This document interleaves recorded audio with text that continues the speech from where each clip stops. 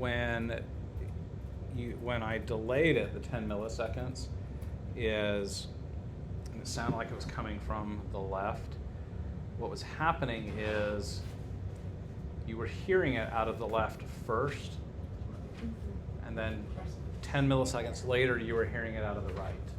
At the same level, like they were both playing just as loud.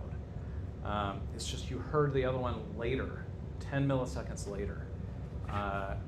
And your brain put it together, okay, and said, oh, that's within that window of time that I'm supposed to ignore.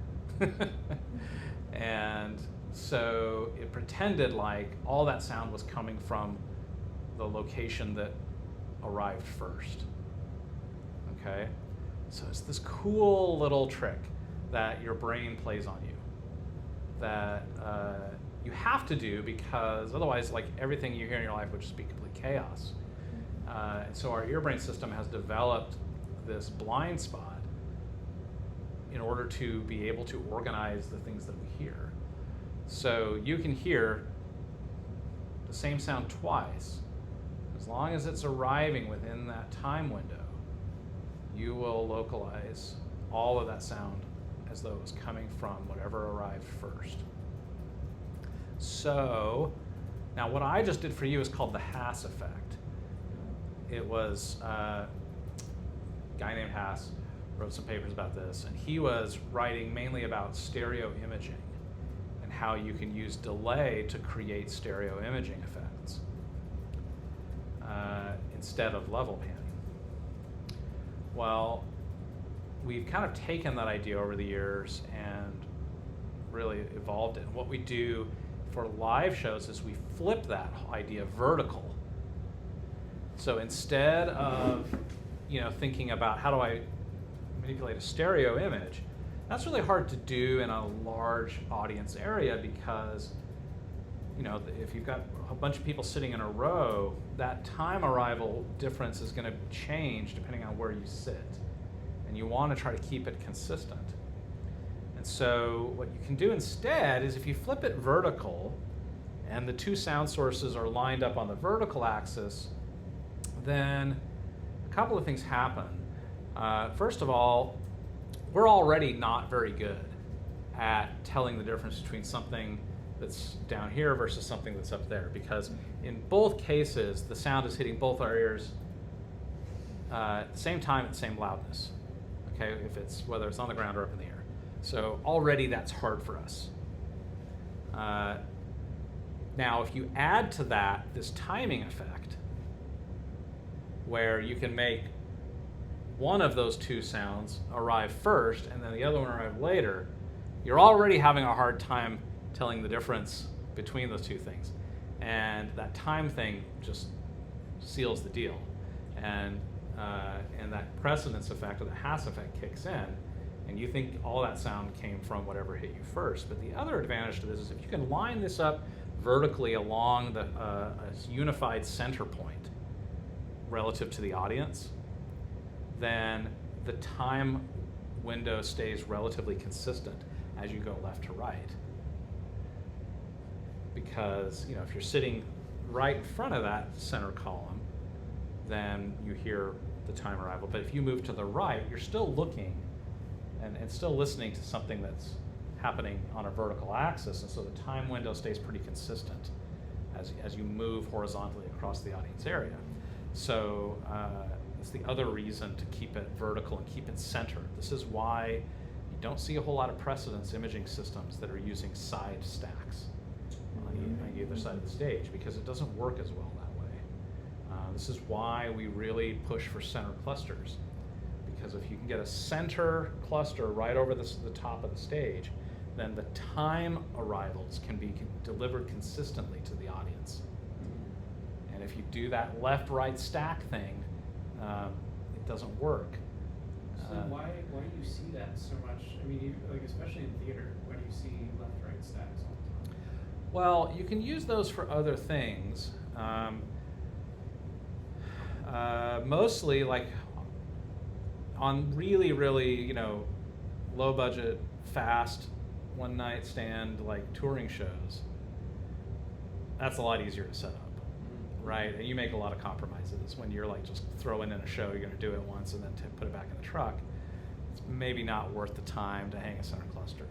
So you're going to give up on a certain amount of imaging and intelligibility in order to get there. That's the first thing that happens. Second reason is people don't understand this principle. There's plenty of people out there doing sound that don't understand this. I mean, you all take for granted that you're being taught this stuff, but most people aren't taught how to do this stuff. They just figure it out as they're going around through life doing it for jobs. So they don't get taught these principles. So there's plenty of people out there working in sound that don't know about this. Despite it being, a pretty well-established process and way of designing systems. I mean, I'm not the one who made any of this up. I'm the one who talks about it a lot, and I've even given master classes at national conferences and seminars about how to do this because I've gotten really good at doing this trick. But I'm not the only one talking about it. I'm maybe one of the people talking the most loudly about it, but I'm certainly not the only one. So there's plenty of people out there who know this, but there's also way more people who just don't know about it. They don't know that this is an effect that they can use. So they end up doing silly things like left-right stacks, just because they don't know that there's a better way. The other reason for the left-right stack is you can use that for different things.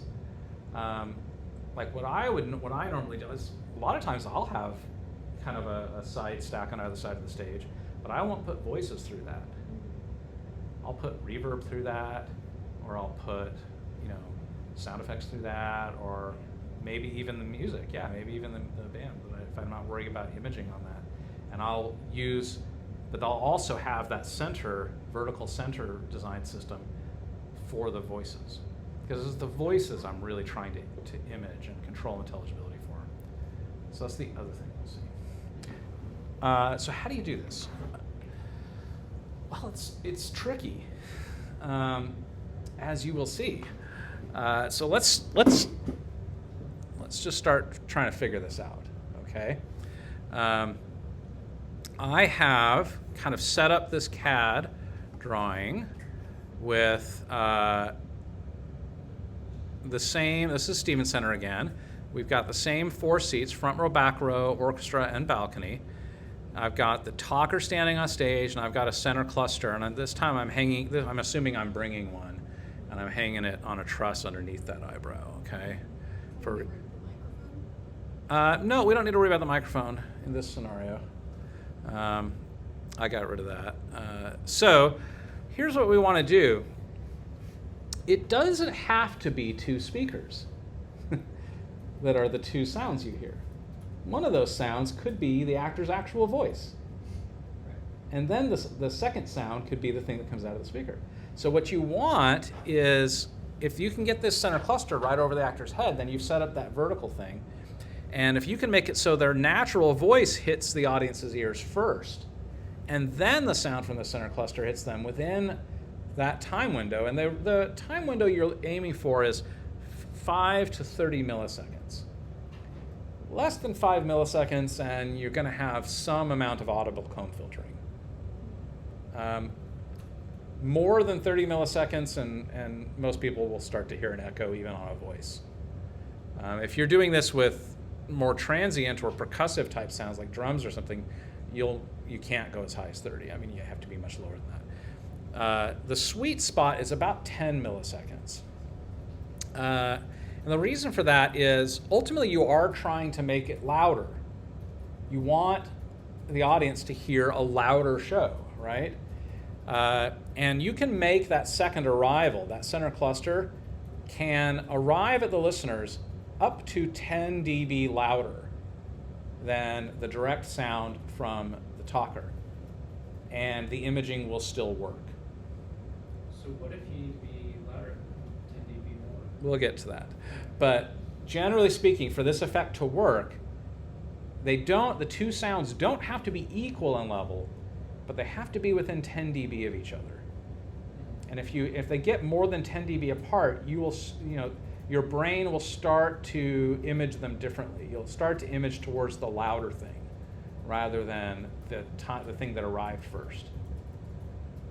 So you want to make sure that, well, you can get that full 10 dB without ruining the image, usually is possible in that 10 millisecond window. The farther away from that 10 millisecond window you get, the harder it is to get that full 10 dB of gain and still have it image. You'll end up with a less than 10 dB, okay, before it starts drifting. So anyway, so what are we going to do? Well, I'm going to pull up my favorite tool, Excel, and we're going to start laying this out. So I'm going to do seat A, seat B, seat C, and seat D across the top here, okay? And then I'm going to do talker distance. So the first thing I want to find out is how far away is the talker from each of these seats, okay? So distance to seat A is 22.18. Distance to seat B is 81.05. Distance to seat C is 62.08. And distance to seat D is 104.23. All right, now that's in decimal feet. And you want to do this in feet.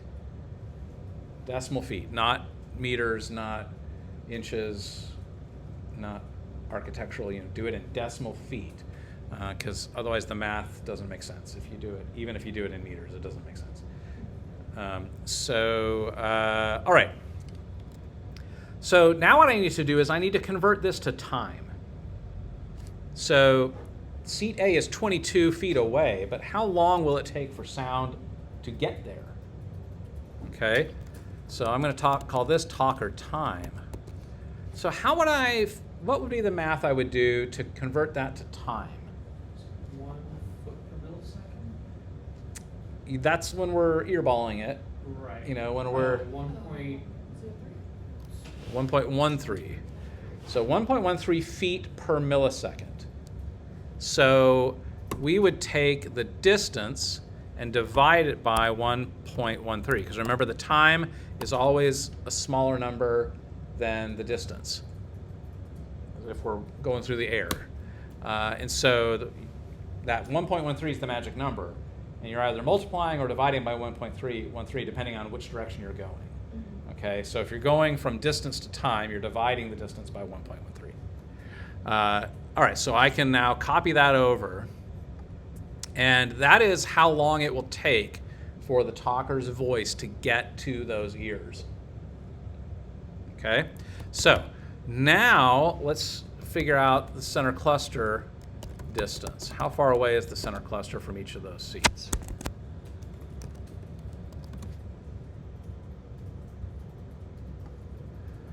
Okay, so to seat A is 33.19. To seat B is 76.8. To seat C is 50.66. And to seat D is 89.93. All right, now same thing. I want to convert this to time. Center cluster time. So I'm going to say that divided by 1.13 And just verify that this is a smaller number than the distance, just to make sure I've done it right. Okay, so that's how long it takes for the center cluster to get to the ears. So what we want is we want the talker's voice to arrive first, and then the center cluster to arrive. So what I want to do is I want to take the center cluster time and subtract the talker time. And if I get a positive number, or let's see. Yes, if I get a positive number, then that means the center cluster is farther away than the talker, right? And if I get a negative number, then that means the center cluster arrived first. Okay? So we're going to do center cluster minus talker time. Center cluster time minus talker time. Now we'll copy this over.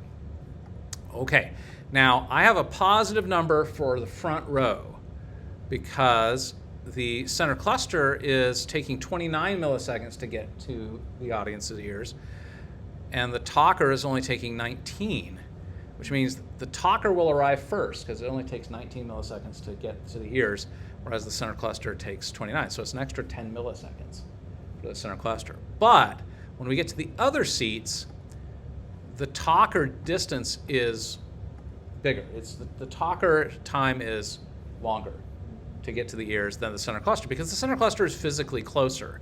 And you can look at this just looking at the drawing. I mean, looking at where that center cluster is, it's closer to the front row balcony than that talker is. Therefore, it's naturally going to arrive first. Okay? So if what I'm looking for is all of these numbers to be at least 5 milliseconds, but less than 30.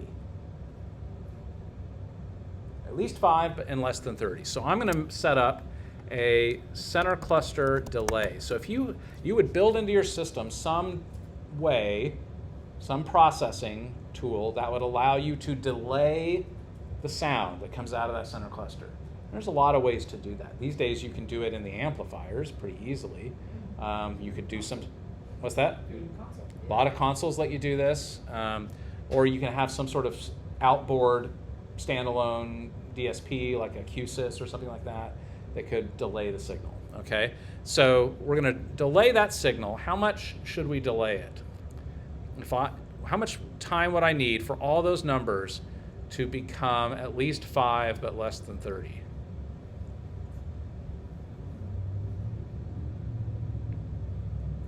Trying to think of an equation that would do that. Well, the worst case scenario is the negative 12 and a half, right?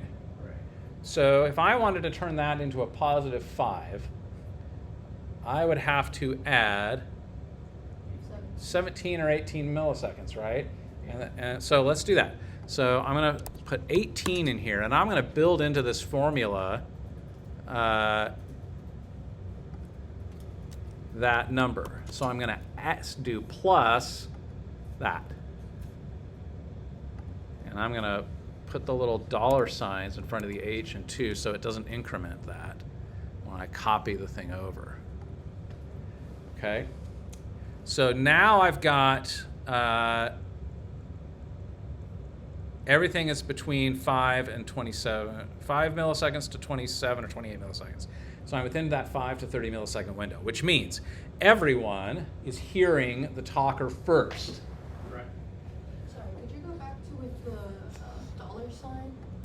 Yeah, so you see how I put the little dollar sign in front of the H and the 2? Yes, I think I have it like that. That just means when that just means when I copy the cell over to the other cells. Oh, you yeah, it over. it won't increment that cell. It'll keep that cell static. Gotcha. Otherwise, otherwise the next one would be doing I2 and J2. Yeah. Right? Okay, so this is great. I've done it. And as long as I can get it so that I can design that center cluster so that it's delivering 10 dB of gain to each seat consistently, then I've got a 10 dB louder show than I started with.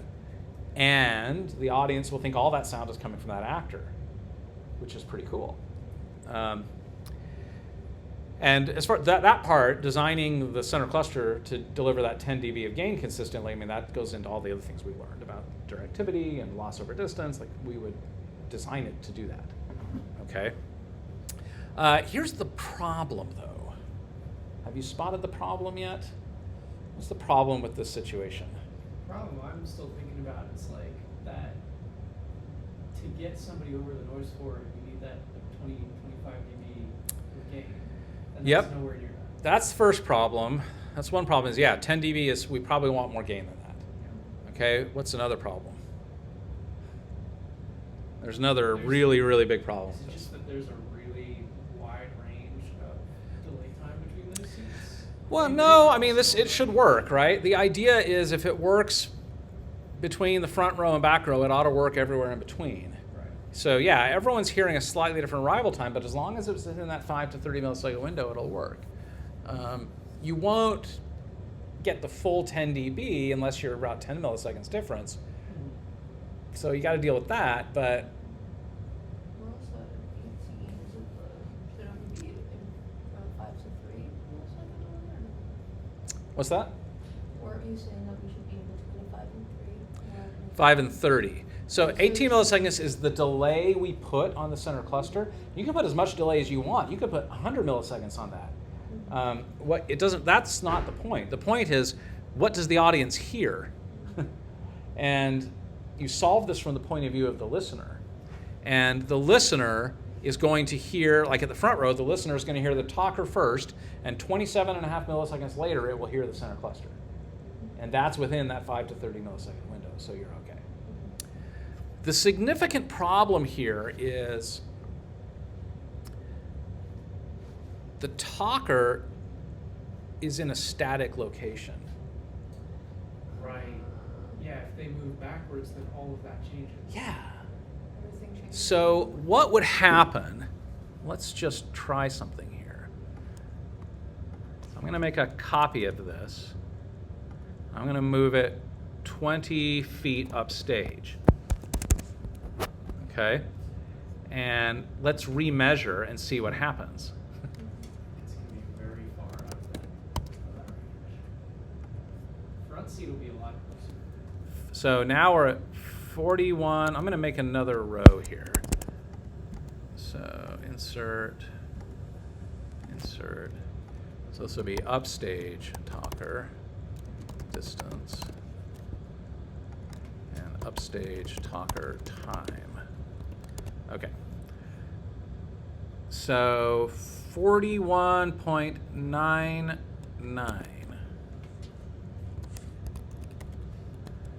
Okay. And to seat B, it's 100 point, well, it'll be 101 really. 101. To seat C is 80.81.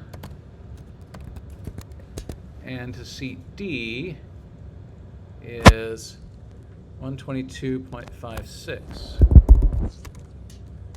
Okay. All right, so now I'm going to convert that to time. So that divided by 1.13.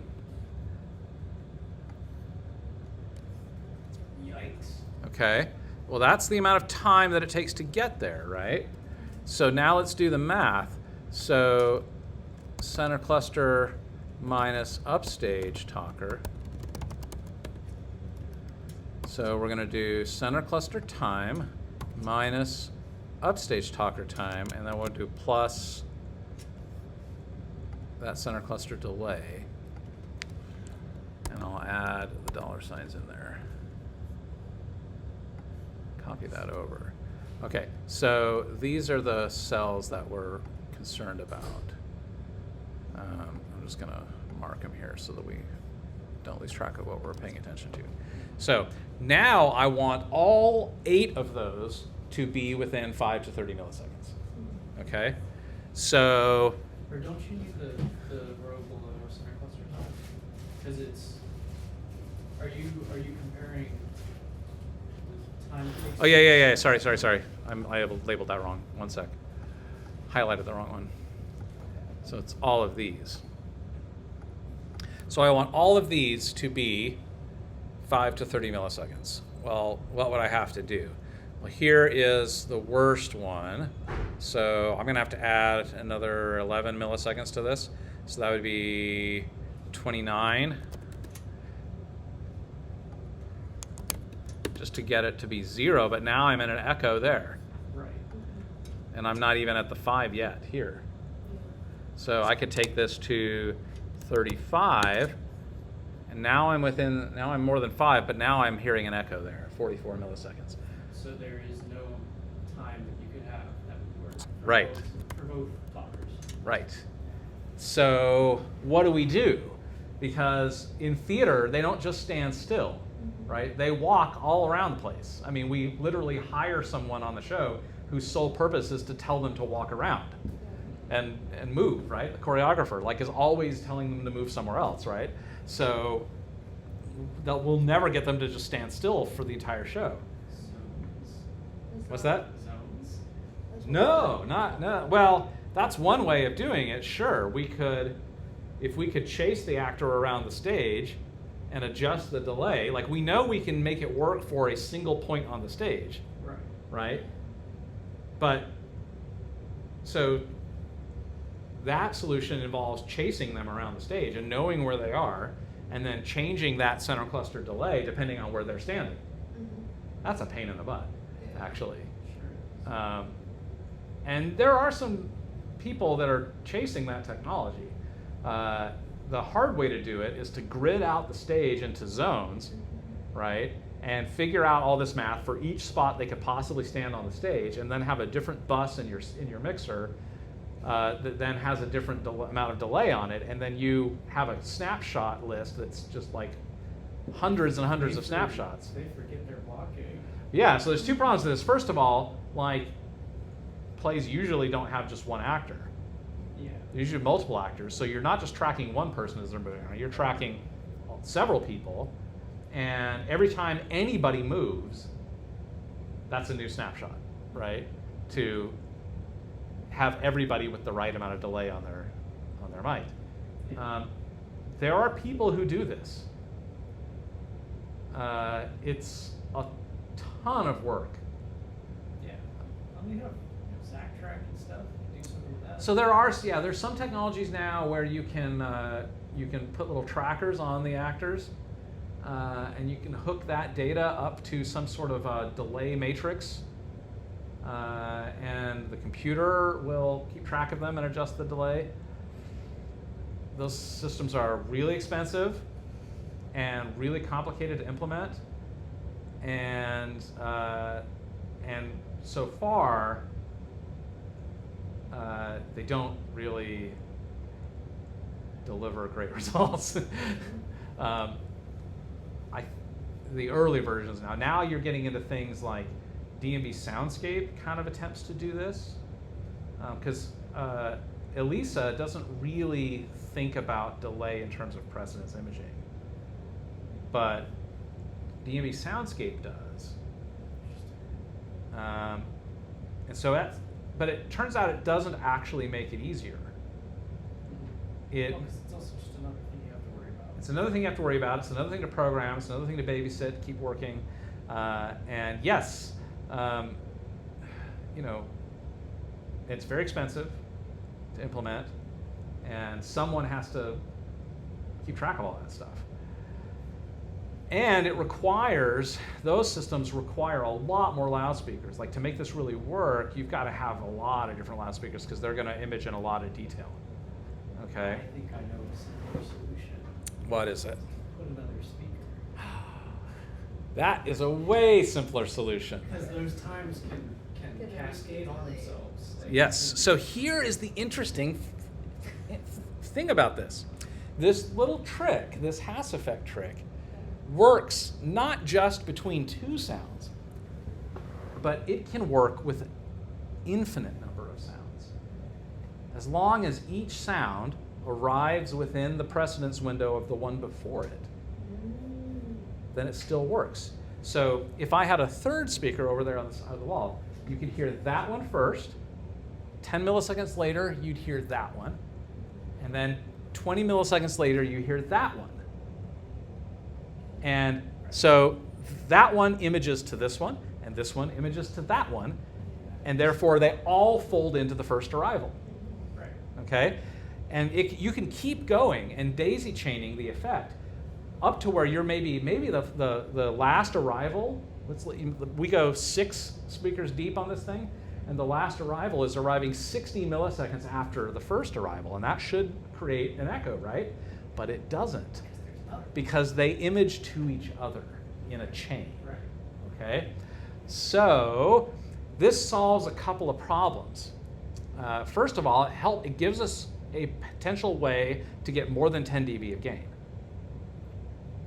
Because even just like the time effect daisy chains, so does the level summation, right? So as you stack those arrivals on top of each other, your brain puts them together, guess what it does is it sums the amplitudes together. And you get an overall perception of increased loudness that is the sum total of what it hears, okay? So then it also potentially can solve this problem of the actor moving around. And here's how.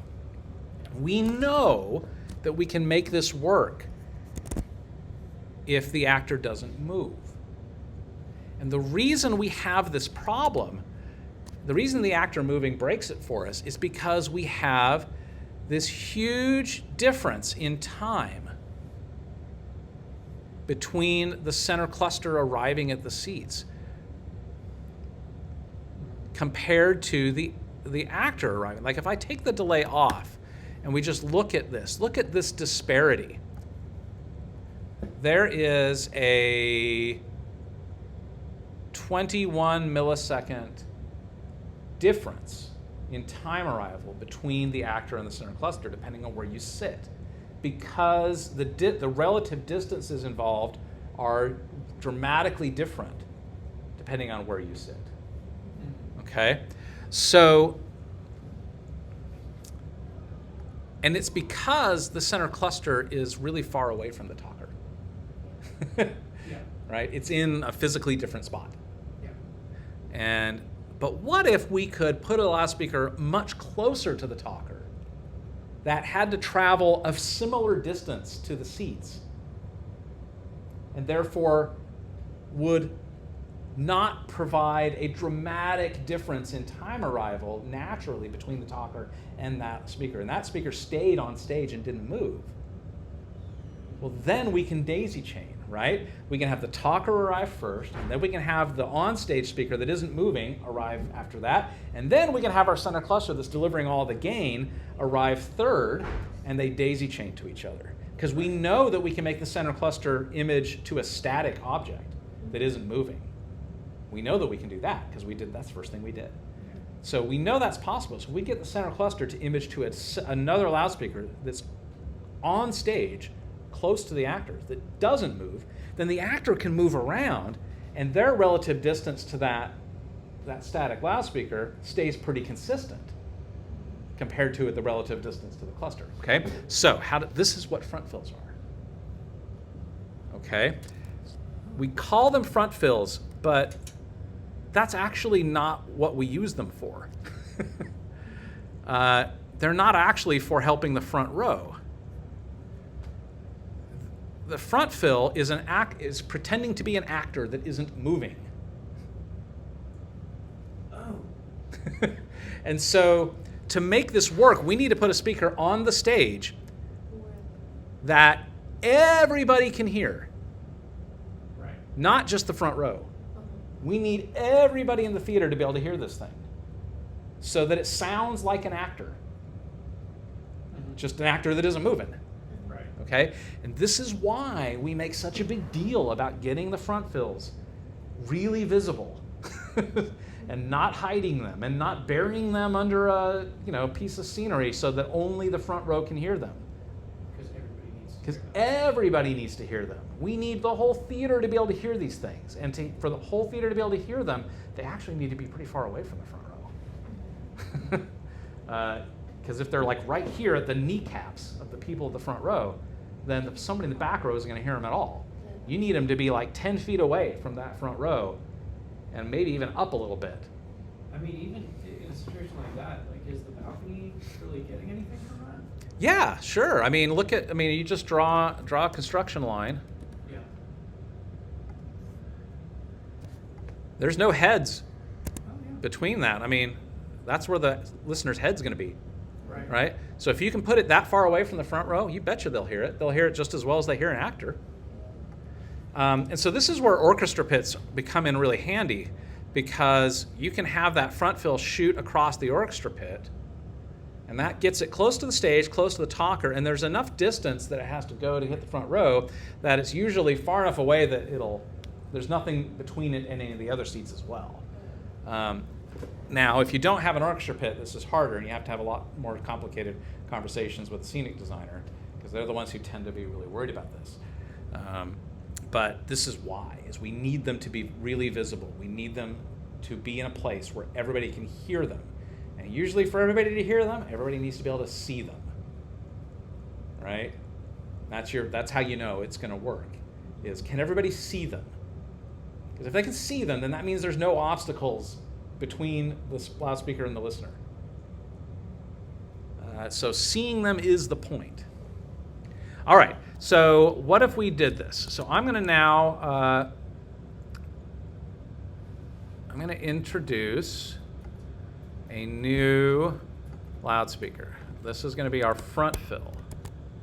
Some people go so far as to call these imaging fills, because that better describes what they actually do. So what you really want is, this should be something that is almost omnidirectional. Whatever this front fill is, you want to pick something that disperses widely.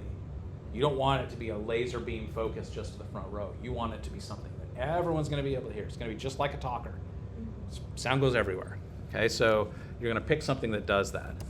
So let's measure these distances now. So front fill to seat A is 16.58. Really quick question. Yeah.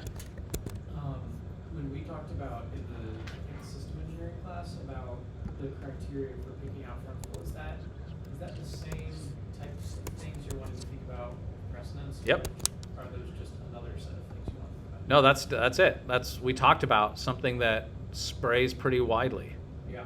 You know, you don't want something that's really laser focused. Because the other thing is, you usually are going to need more than one of these. You're going to need a row of them across the edge of the stage in order to really get the effect to happen. Yeah. Because they're so close to that front row, you're going to need to have more than one in order for the first 4 or 5 rows to really get the effect. Yeah. And so in order for them to do that without causing a comb filtered mess and not need 1 million of them, you really want them to spray pretty wide. Okay? Because if they were really narrow, then you would need a ton of them in order to like disperse evenly across that first few rows. Okay, so to seat C is 59.67.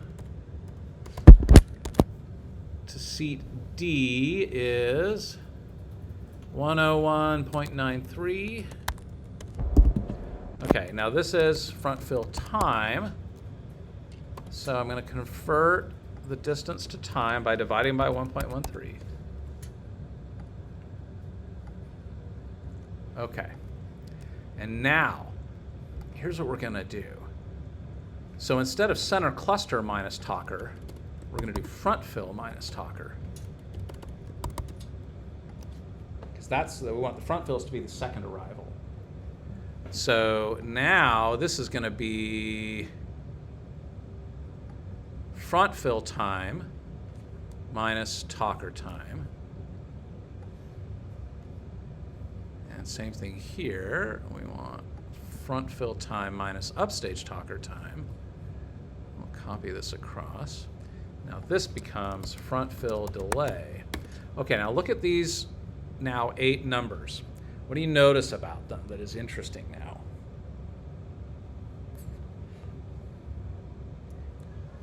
This is, I've not added any delay yet.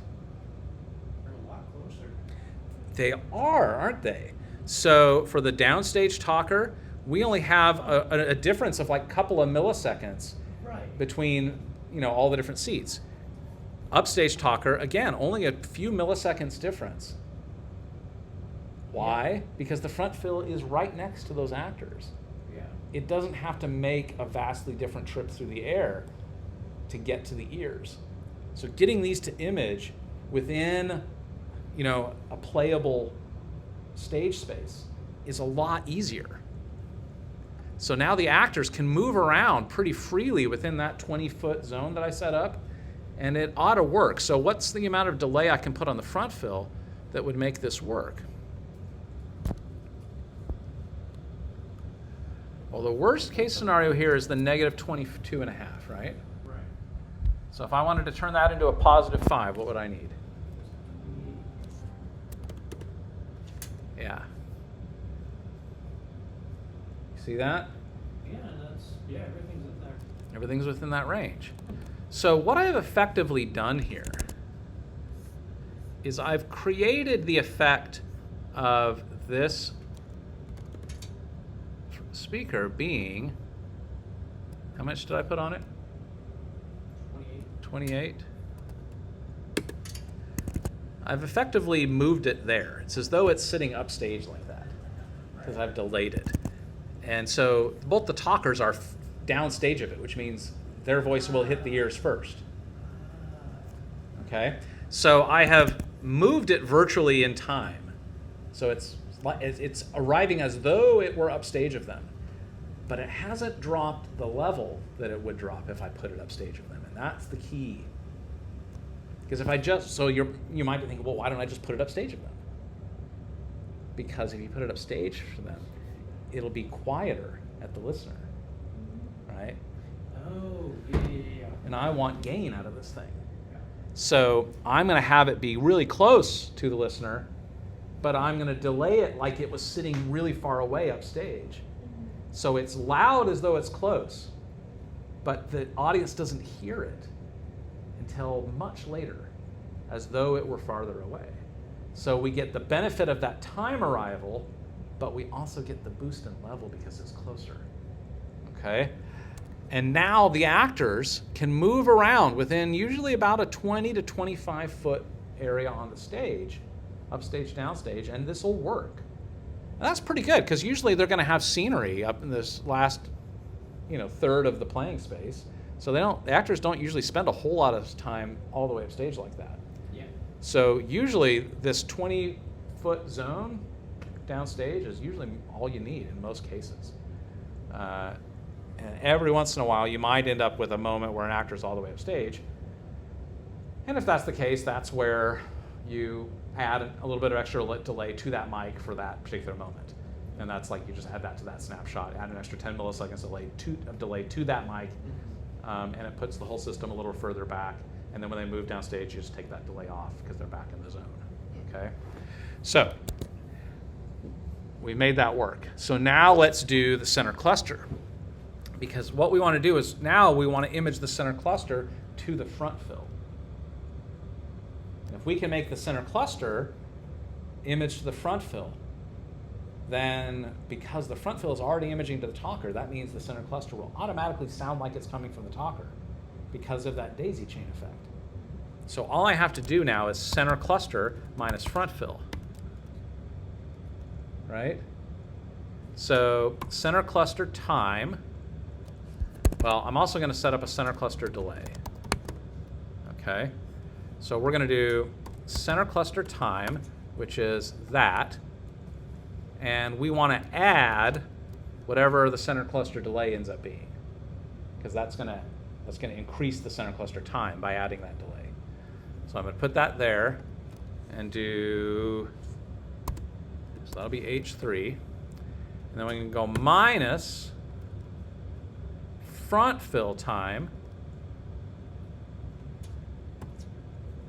including the front fill delay. So we're going to minus both the front fill time and the front fill delay. Right? You understand? Yeah. Okay.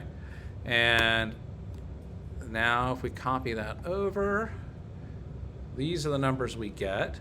So how much delay do we need to add to the center cluster to make those 4 numbers at least 5, but less than 30?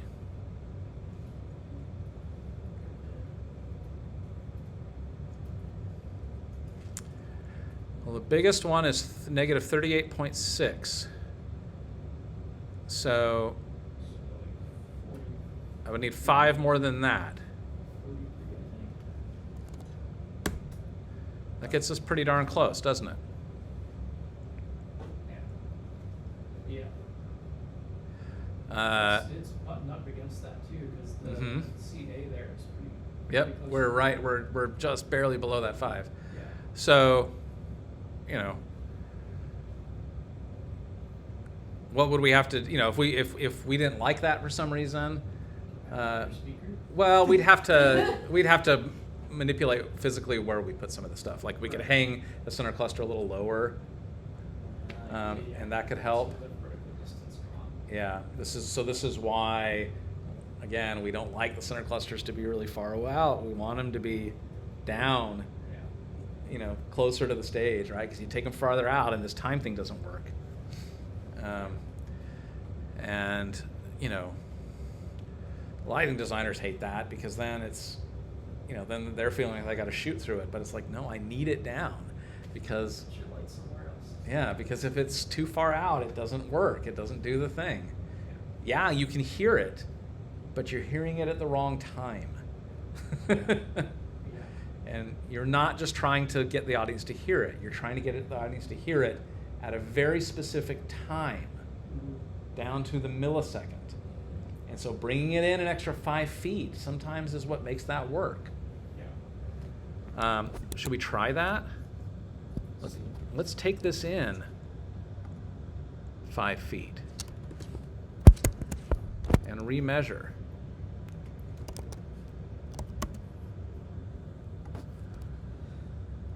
So this is now 28.86.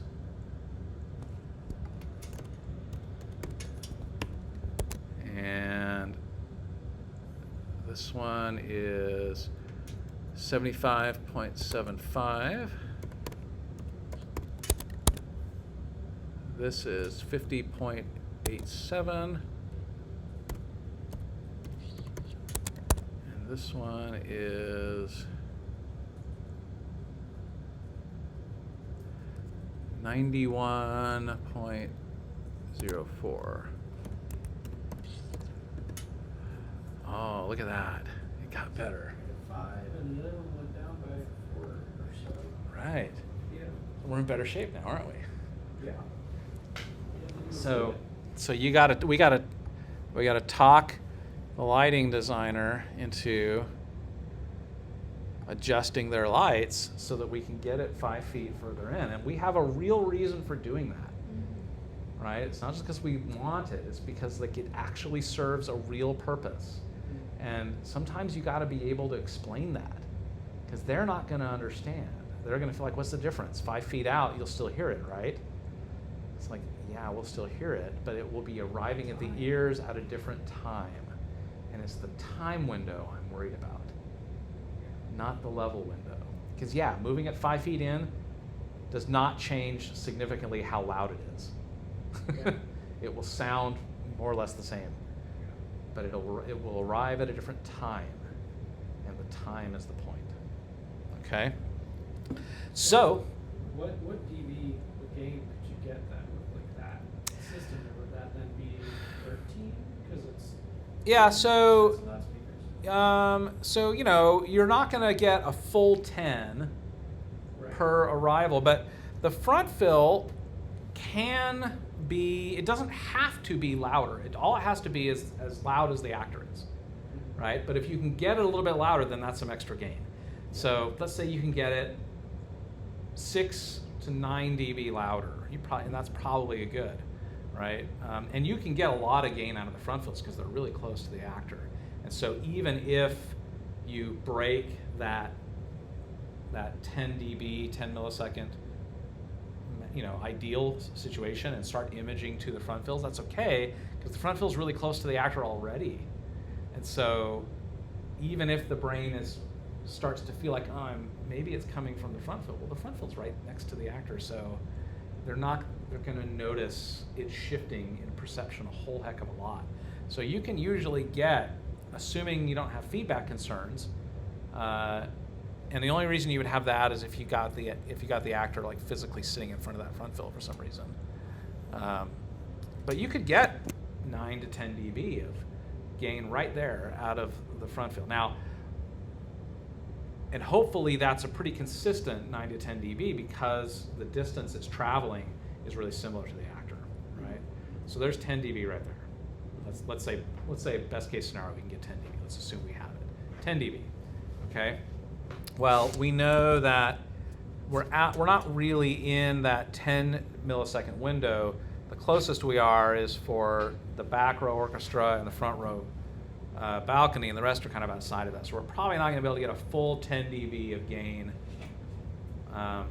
extra compared to the front fill, but we could maybe get 6, maybe 8 dB of gain before it starts imaging up to the center cluster for some of these seats. So now you're talking about 18 dB, 16 to 18 dB of gain, which is probably pretty good. That's probably about what you're going to need. If you need more than that, then yeah, it's time to start hanging some more speakers, right? So this is where under balconies can help you. This is where balcony fills can help you. You could do some. That's what we did for a while for me, right? 'Cause I Yeah. remember I asked about Yeah. something.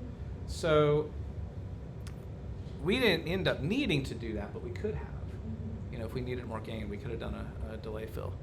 And that's what they did for last spring, 12th night. Yeah, the Shakespeare one. No, the Tempest. No. 12th night. As You Like It. No, in the spring, the Shakespeare we did. As You Like It. No, in the spring, the play. 12th night though.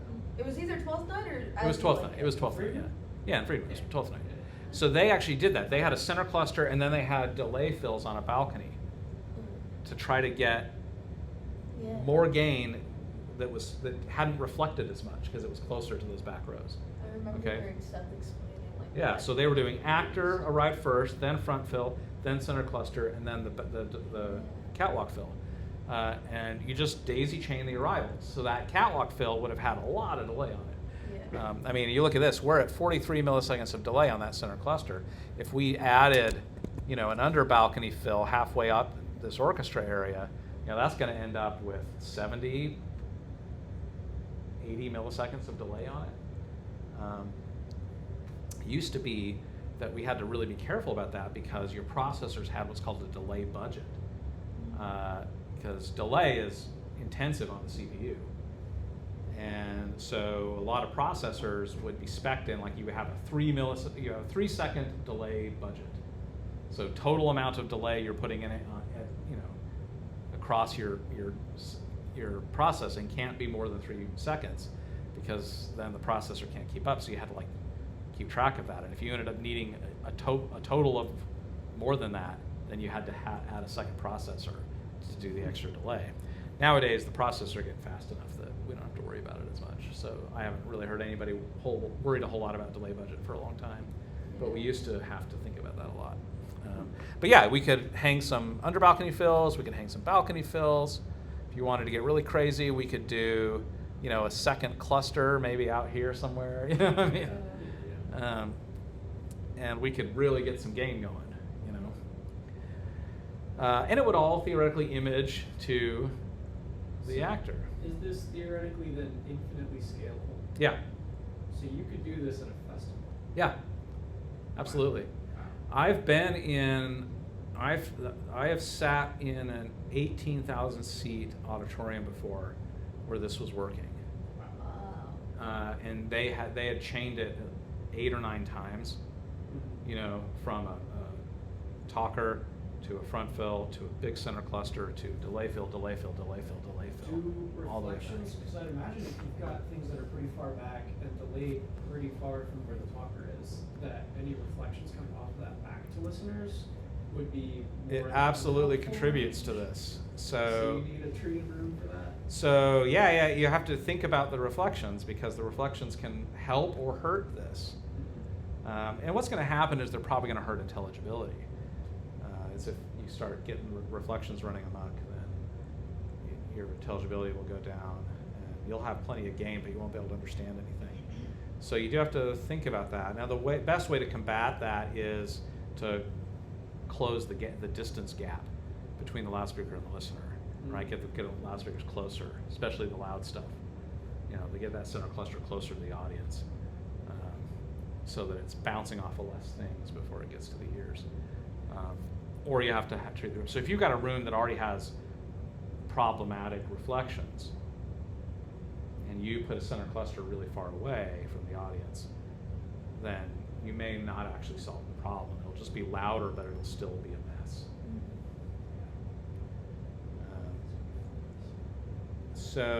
But yeah, you can absolutely do this. It works really good outdoors, actually, because you don't have to worry about reflections at all. And doing it in a stadium indoors is tricky because of all the reflections. It's a lot more difficult. But outdoors, yeah, heck yeah. You could have somebody 300 yards away. And now this is, again, assuming that that stuff that's at the stage is still audible to those people all the way back there.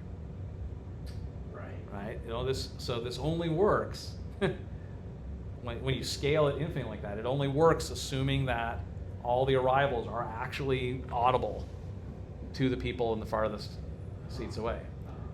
So this is where those long throw line arrays can really come in handy, because you got to have that, right? If whatever the things are that are close to the stage are petering off halfway before they get to the farthest person, then it doesn't work. But remember, it doesn't have to be like that center cluster or the front fills in that really big scale scenario. They don't have to be significantly louder than the talker in order for it to work. They just have to be audible. They can even be quieter than the talker. Right? They just have to be within that 10 dB window in order to contribute to the image.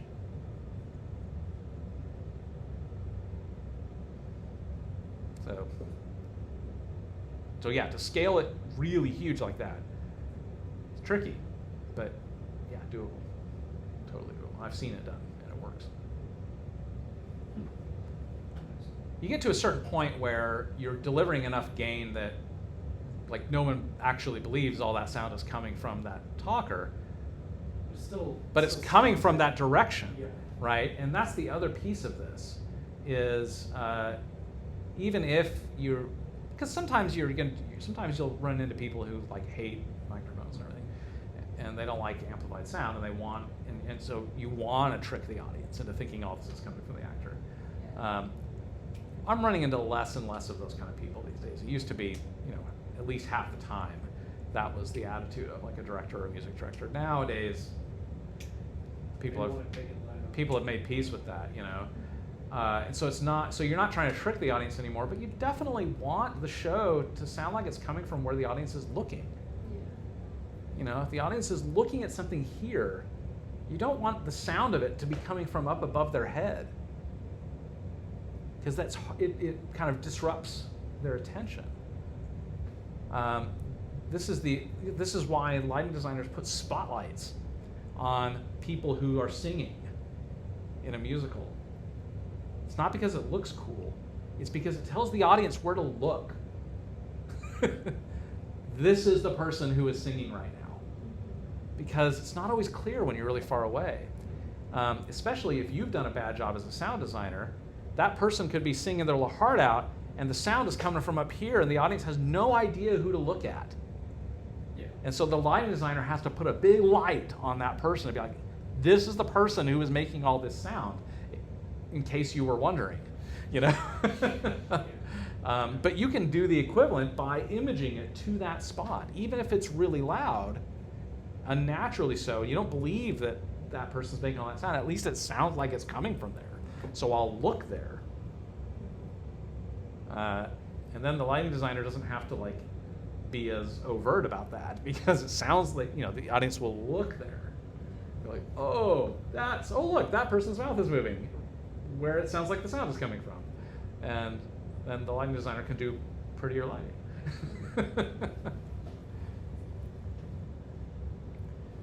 All right. So, what are you going to do? You are going to, on the assignments, there's undergraduate Precedence Imaging assignment. Now, what I've given you is a drawing, I believe, of Friedman. And I've already done the system. Okay?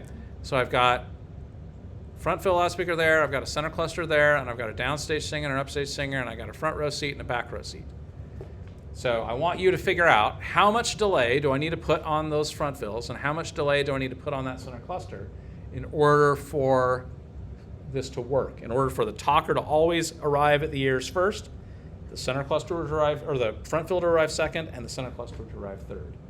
So the answer you're looking for is how much delay on the front fill, how much delay on the center cluster to make this work. And you should turn in a spreadsheet like this that shows your work. But ultimately, the answer is this, right? That's the answer you're looking for. How much delay?